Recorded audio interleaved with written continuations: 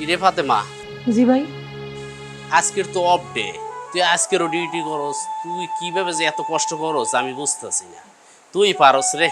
ভাই আমার দেবরের কথা আপনারে কইছিলাম না, ওর যদি চাকরিটা একবার রয়ে যায় ও আমার আর এই কষ্ট করতে দিব না, আমার এই গার্মেন্টসে কাম করতে দিব না।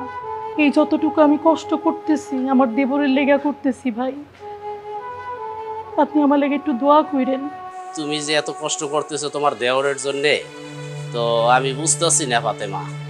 মানুষ হলো দুনিয়ার বেঈমান। আজকের তুমি ওর জন্য এত কষ্ট করতেছো, কয়দিন পরে তো তোমার চিনবে না।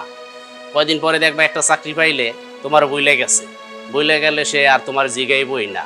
আর তুমি তোমার জীবনটা শেষ করলা, কাজ করতে করতে কত কষ্ট করলা, কত কিছু করলা, কিন্তু কি হবে বলো? কারণ দুনিয়ার মানুষ সব বেঈমান। ভাই এই পৃথিবীতে সব মানুষ এক না। আমার দেবর তো আমি জানি, আমার দেবর অনেক ভালো মানুষ। ওর চাকরিটা একবার রয়ে যেতে দেন, দেখেন আমাকে সুখের আর অভাব থাকবো না। শুধু ভাই আপনি আমার লেগে একটু দোয়া করেন, আল্লাহ যাতে আমার মনের আশাটা পূরণ করে। আমি দোয়া করি তোর মনের আশা আল্লাহ পূরণ করুক। কাজ কর সুন্দরভাবে, ঠিক আছে?